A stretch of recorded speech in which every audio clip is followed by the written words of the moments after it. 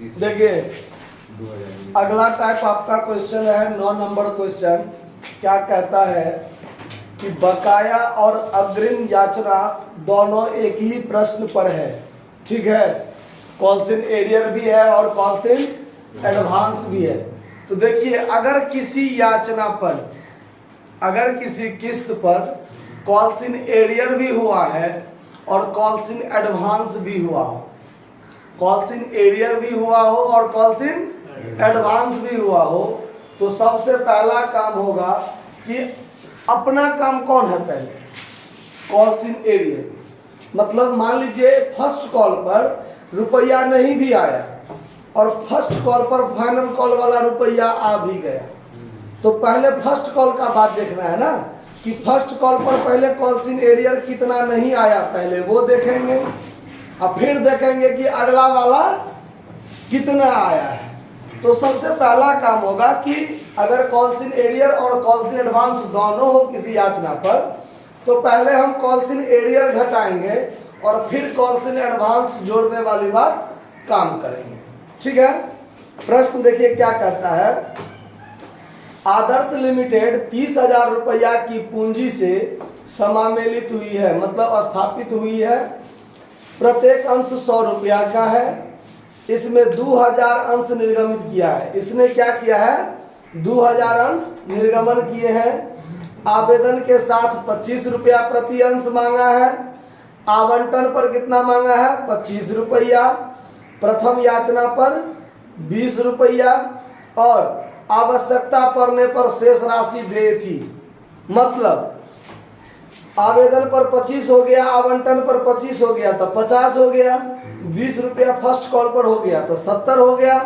शेष जो बच गया 30 रुपया वो आवश्यकता पड़ने पर जब कंपनी जनता से मांगेगी तब जनता कंपनी को चुकाएगी। आया बात समझ में।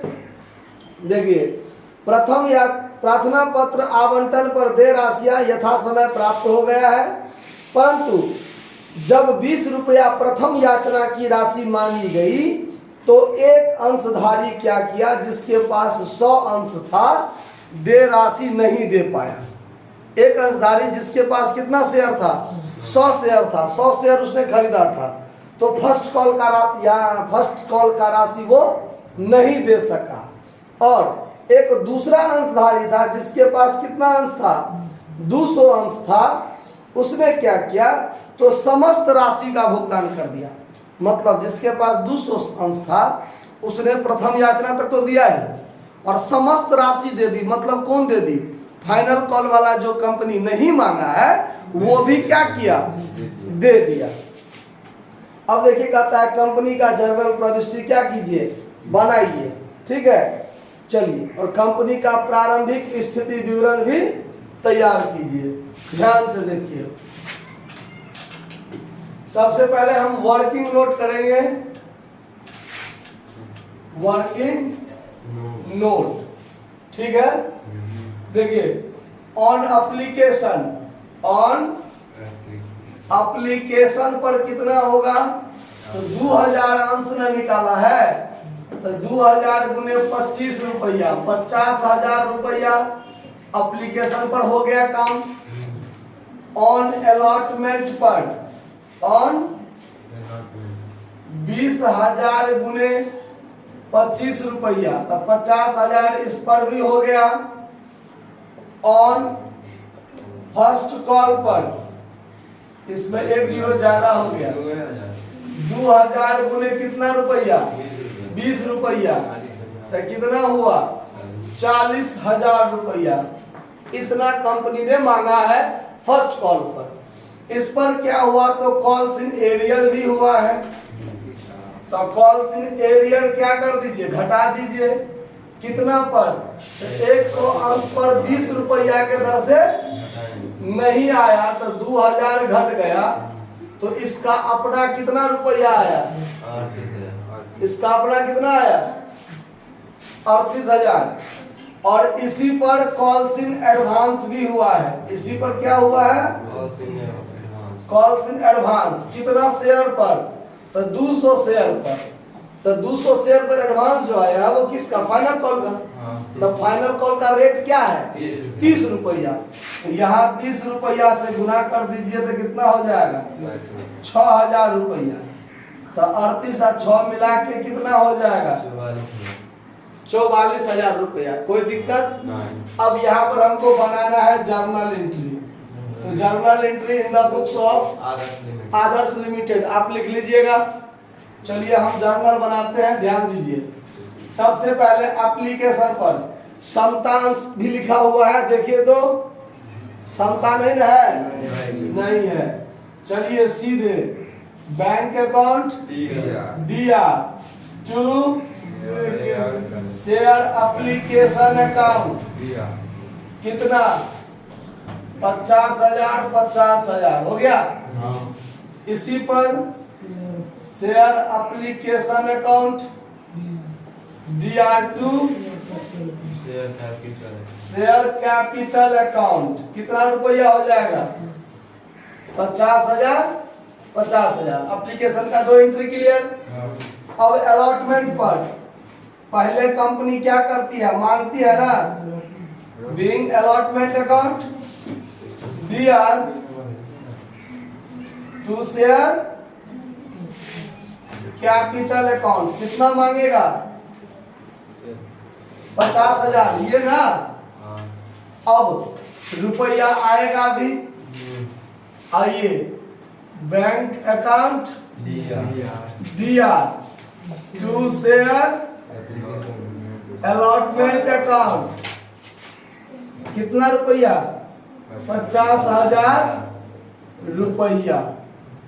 कोई दिक्कत? अब चलिए फर्स्ट कॉल पर पहले कंपनी क्या करेगी? मांगेगी। तो share first call account DR to share capital account कितना रुपया? कंपनी कितना मांगेगी? 40,000। सब जो ऐसा लग रहा है बतलाल है, अमाउंट लिखा हुआ है 40,000 तक आता। अच्छा देखिए share first call account DR to share capital कितना? 40,000 मांगा है ना। और जब रुपया आएगा कितना? बैंक अकाउंट DR में कितना रुपया आ रहा है? 44,000, जिसमें to share first call account का कितना रुपया है? 38,000। और to calls in advance account का कितना है? 6,000 हो गया।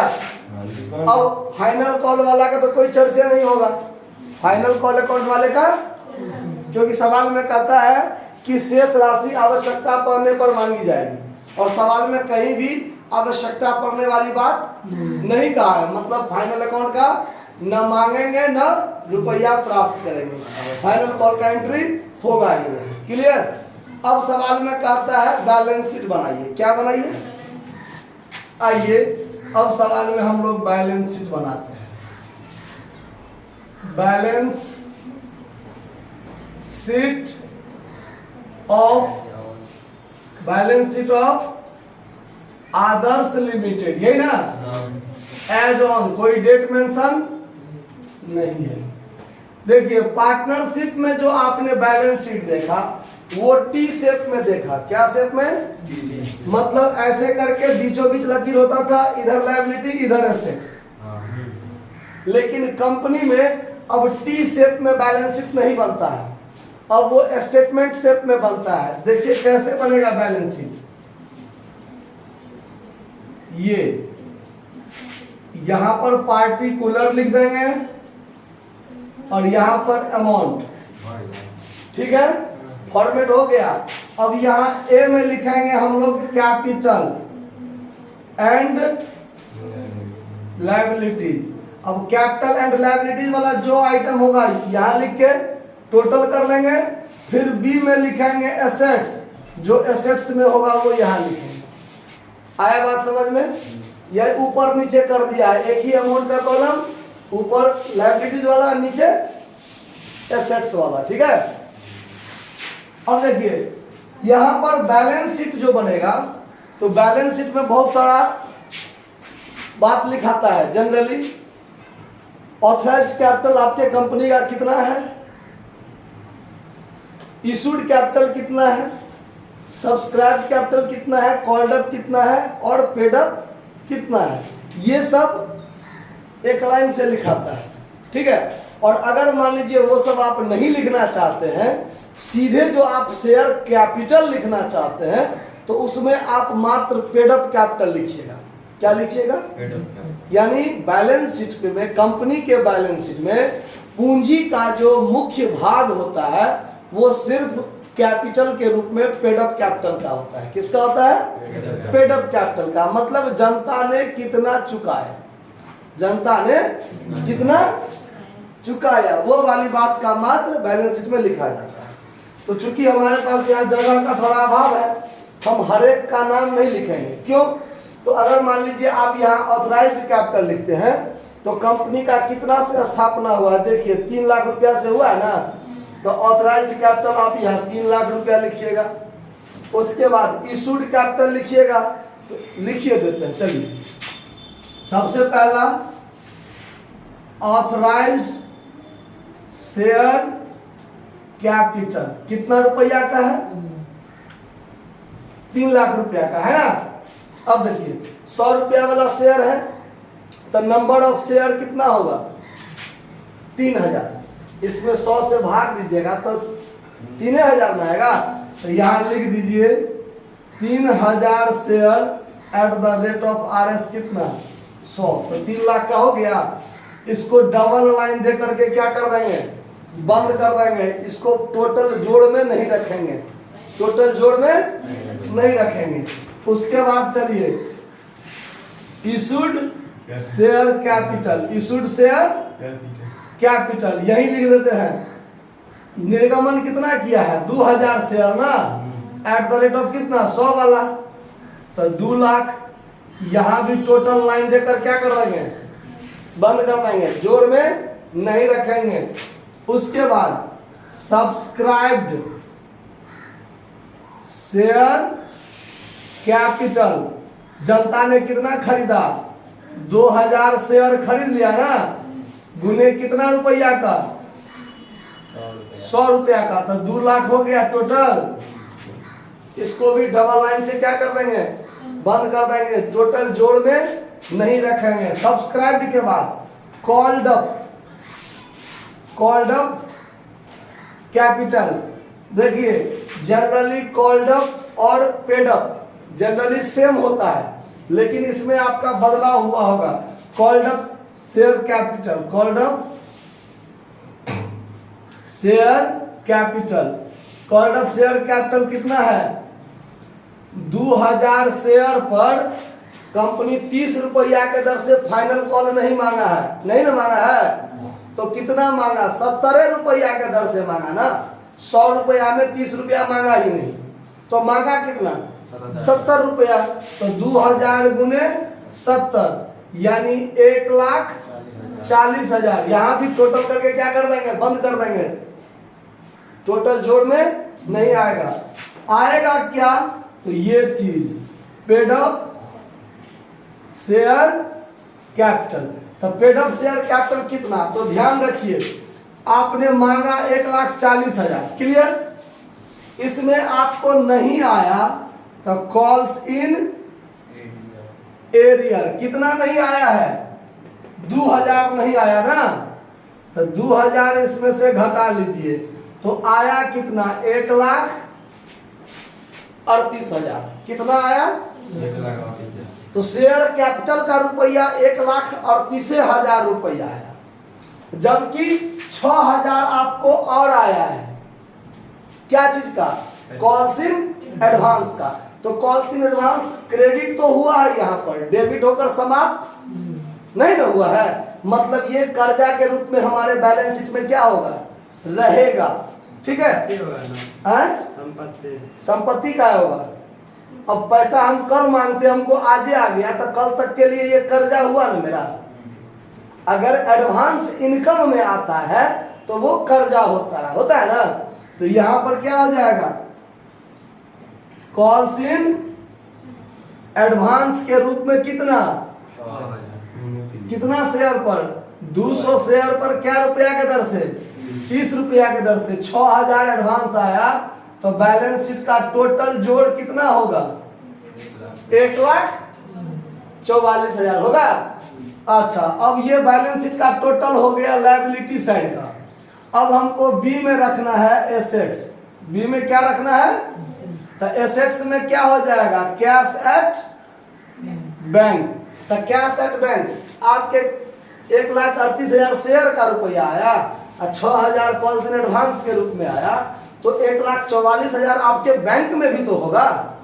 तो यही टोटल कैश एट बैंक कितना होगा 1,44,000 लिख के यहाँ टोटल कर दीजिए। सवाल आपका क्या हो गया बैलेंस शीट बनकर तैयार हो गया। देखिए 50,000 ये आया 50,000 ये आया तो 1,00,000 हुआ है और ये 38 और 6 मिला के 44,000 ये आया तो 1,44,000 आपके पास आया ना।